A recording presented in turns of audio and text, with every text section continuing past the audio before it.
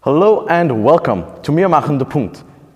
I'm Kristóf, your host, and we have a very, very special episode today concerning a topic that mentions youth and adults alike. A topic perfectly represented by this here video.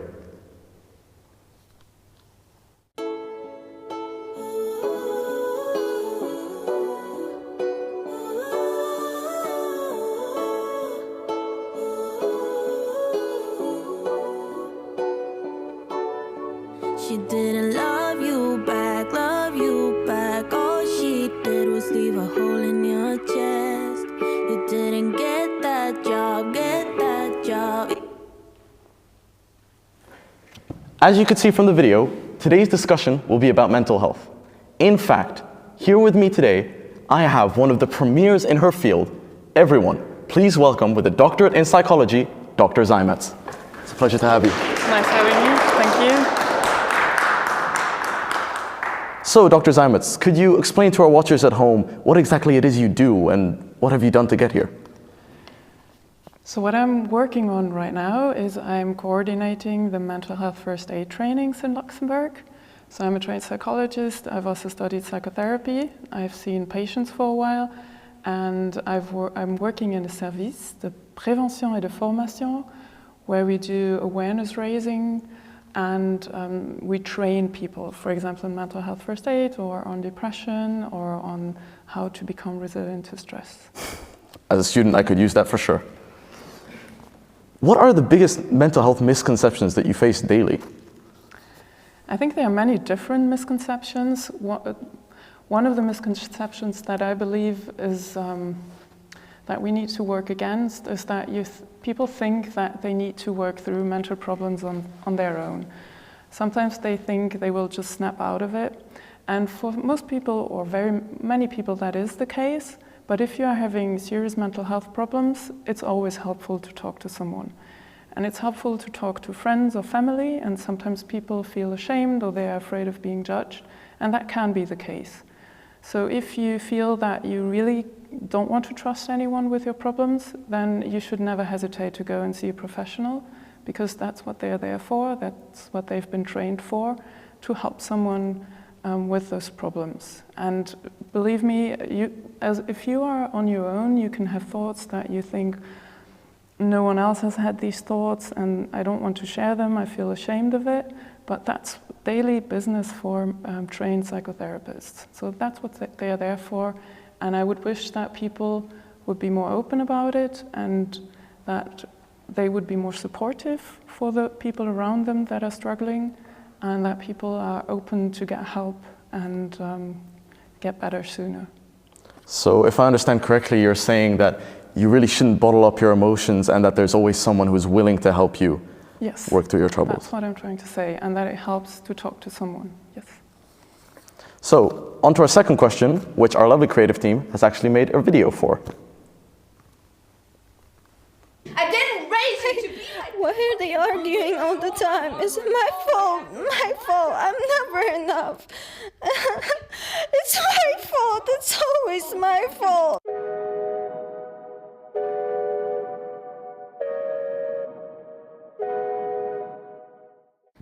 Am I overthinking this? Is this worth it? Is there something wrong with me? Am I good enough? What is wrong with me? Why can I not do this?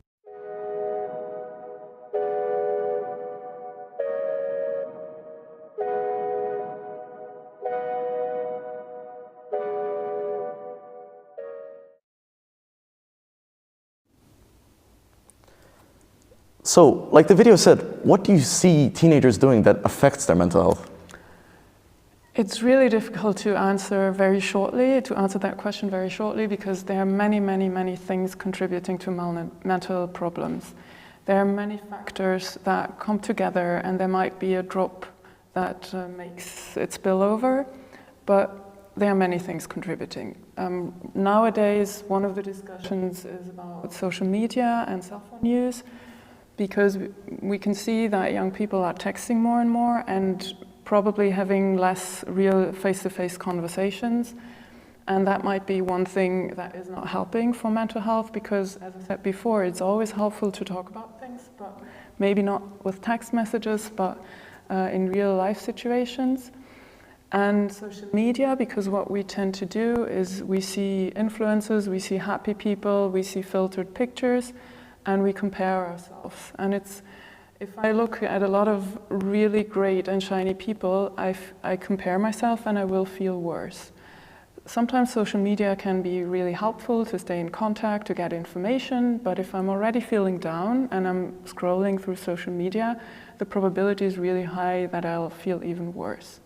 And the other thing I believe that can be contributing is, again, what I said before, is that young people tend to try to solve the problems on their own, either with themselves or with a peer, which can work.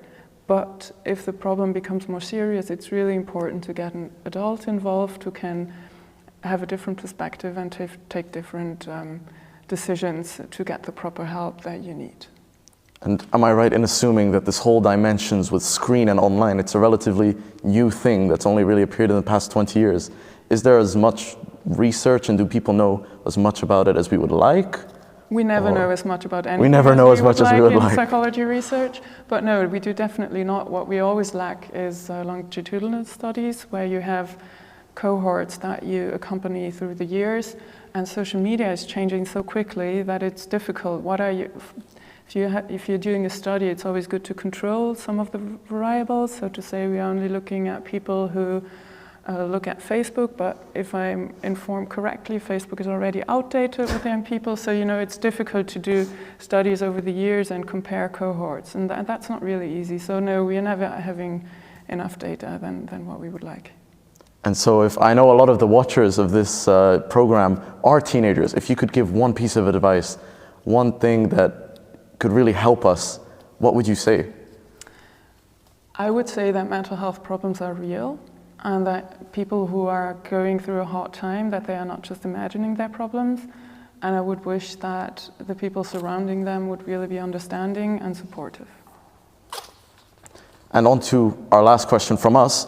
What are the main differences between genders concerning mental health? If I think about women and men, or boys and girls, there are some differences. We know that, for example, women are much more likely to have depressive disorders and anxiety disorders, and men are, for example, more likely to have substance use disorders or to die by suicide. There are, again, many factors that can explain those differences. One of them are hormones. We know that before the onset of puberty, that depressive and anxiety disorders are more or less equally distributed, and once puberty and the hormones set in, there is a disparity, there is a difference. We also know that society is a contributing factor, that still nowadays women often face a much bigger mental load and more stress, but we also can see that that's shifting a little bit. But still, and we know that men tend to talk less about their mental health problem, and that's why they have a tendency to use more substances. But gender can be more than just male and female, and we know that people who are not heteronormative, as we call it, or as it is called, you are having higher probability to face mental health problems because of society, because of the stigma in society, because you're having trouble finding your own sexual identity or sexual orientation, or it's different than the orientation of most people, and people tend to be judgmental about that. So you feel it's harder to deal with all that if you're going through puberty, for example, or even if you're an adult, and it's harder to find the support and the professional help that you need. So the way I understand it, a lot of these problems, or a lot of the things that make it difficult, they come from society as a whole. So it's like the outside pressure in a way. Well, mental health problems are very often, the biggest contributing factors are always interactions with other people, be it how I was raised, be it the interaction with my parents that shaped me, then the peer group that I'm in or was in. And if I'm having mental health problems, it's mostly a reaction of my relationships with the people surrounding me. And yes, society always is a contributing factor, but for now, I don't know about a society where mental health problems do not exist. I don't know if that's maybe a utopia to say we are all living together and peacefully and everyone is happy. I believe that's wishful thinking, even though I would love to get there. Yeah, it's something we should all work towards. Yeah. And now, time for everyone's favorite segment, the audience questions. Do any of you have questions? Hello, my question is, how do you think we could help a person that we think is struggling with mental health? I always believe that it's important to approach the person and to let them know that you've noticed something, or let them know that you're worried about their mental health, and if they would like to talk about it, and that you're there to listen. And my recommendation would be to try and really listen and not talk about yourself or give advice, but take some time to listen and try to understand what that person is going through, and then offer your help, be it practical help, or give the person information, or if it's a young person, a teenager, to get an adult involved who might have more information or better information as to where to get help. Okay, thank you. Thanks. Why is it more common for younger people to struggle with mental health compared to adults? It depends on how you look at the statistics. If you look at struggling, and if you talk about in general mental health problems, it's a difficult phase that young people are going through. They're going through puberty, where many things change. You look for a new identity, a new place in society. Different things start to become more important. Peers become more important. Parents become less important. And there are many changes going on in your body, in your life, in your brain, and that makes it a bit harder sometimes to keep direction, to feel okay, and to feel good in your body and in your mind. If you look at the statistics, it's adults that have more mental health problems. One more question. People say that when you have poor mental health, that you have a bad sense of self-perception, I think. Yeah. So what is something you can do to improve your self-perception? It's always helpful to do things that you like to do, because if you like to do things, you're much more likely to put energy and effort and time into it, and the more energy, effort and time you put into something, the more positive results that you get.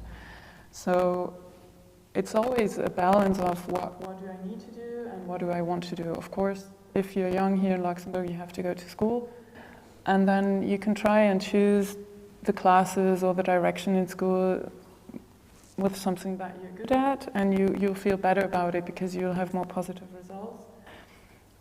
With your friends, it's important to choose a group of friends that you feel comfortable with, and same with your hobbies.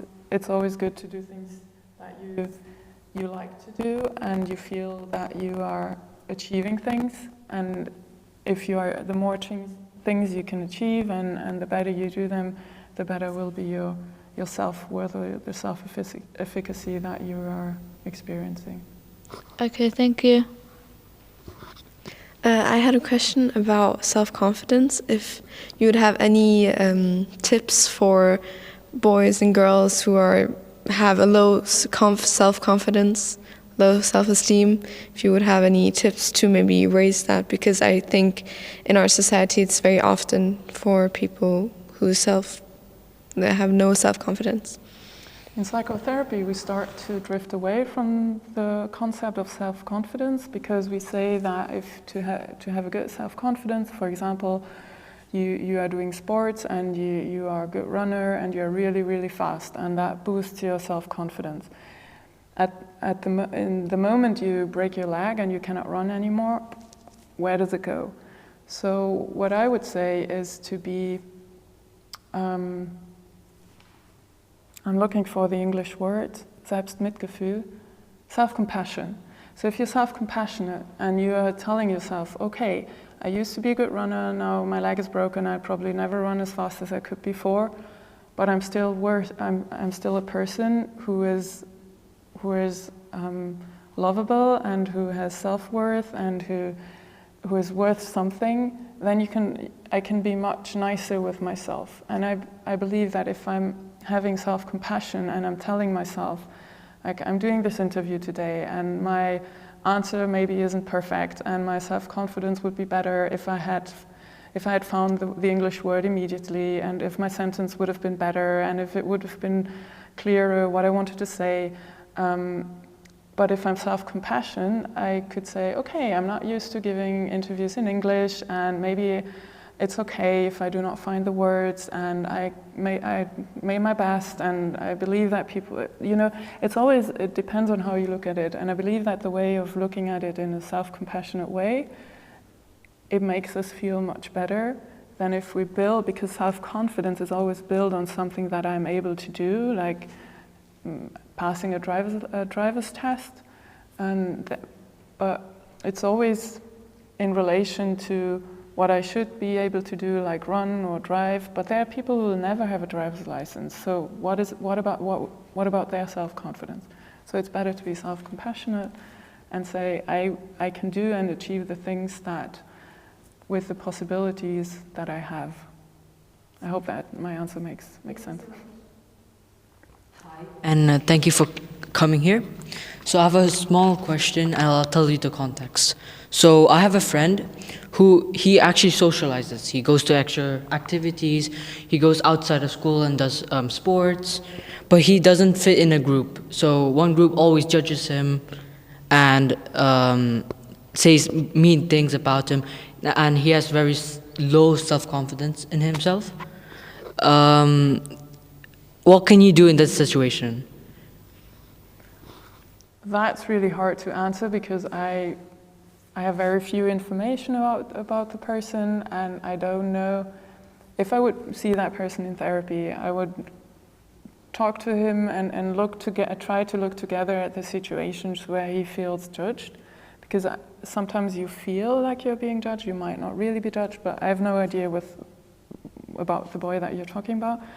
And it also depends on how do you select your group of friends. Do you select a group that is really popular and you would love to be part of it, but actually they are nothing like you, and you'd fit in way better with another group of friends, but they might not be as popular. But I'm really talking in black and white here, and I don't believe it's all black and white. But maybe look for. But it's really hard giving advice with very few information. Well, he says that he has a few close friends, but they're in different schools. Okay. So, but his class, especially, they have people who he doesn't know, and he's been trying to make friends in his class for several years, I think 3 or 4, and still he doesn't seem to have friends in his class.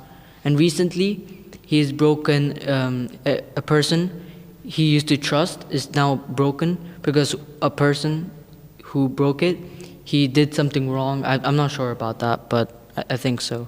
Okay, so one really important information is that he does have a few good friends. That's really important. And then it is hard being at a school, in a class where you do not have many good friends, and it's hard to try and realize that it doesn't really work. I do not want to give the advice here to change schools, but sometimes a change of scenery does help. But that's advice that I wouldn't even give in psychotherapy, because I wouldn't give advice. I would see with the person himself what would work for you, what would be possibilities for you to feel better. Is it important? Is it okay for you to go to school and know those are not my best friends, but I have those. I have those at home. I might not need to have really close friends at school because it's only part of my life. Or is that not okay and I'm suffering too much because of that, and it might be better to change schools. Sometimes that helps, but there's no guarantee. It's like if you're in a relationship with a partner and you're not really happy, but there's no guarantee you find another one. The probability is high. Another one where the relationship is better. The probability is high, but there's never a guarantee. And it's always to see what options do I have? Is it okay for me to accept the situation as it is? And that changes already many things if I accept. Or is it too stressful and I'm hurt too much and it would be better to change? But sometimes it's just not possible to change. So there's no easy advice for that situation. It seems like he's been trying to solve the problem for several years, so I will not solve it in 2 minutes. I'm sorry. It's all right. Are there any more audience questions? A very quick question. What should you do, what should I do if I have classmates or friends who I notice are struggling? What is the best reaction, or what should my reaction be to help them? If you notice that someone is struggling, it's always good to approach the person and let them know that you're worried. Approach them and let them know that you might have noticed some changes or you think that he's not feeling well, and ask the person if that's the case. And if that's the case, take your time and listen to the person, because talking already helps. It might be problems that are not really deep, and it helps if somebody's understanding and is listening. If the problems go deeper, it's always good to encourage to get an adult involved or a professional involved, because, as I said before, sometimes young people tend to try to solve the problems on their own, which works for most of the times, and that's good. But if we are having mental health problems or mental health illnesses, it's really good to get other people involved, and it's really important to get professionals involved to make sure that the illness is being treated properly. Thank you. Any more audience questions? Well then, on behalf of the entire team, I would like to thank Dr. Seimetz for coming here and discussing these questions with us. It has been an honor having you here, and I think we all learned a lot. So thank you very much. Thank you for having me.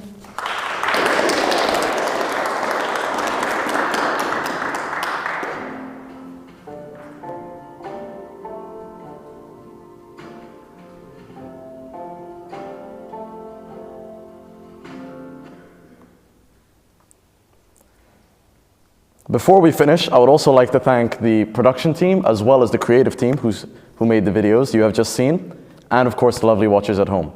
I'm Kristóf, this has been Maachen, Punkt. Have a good evening.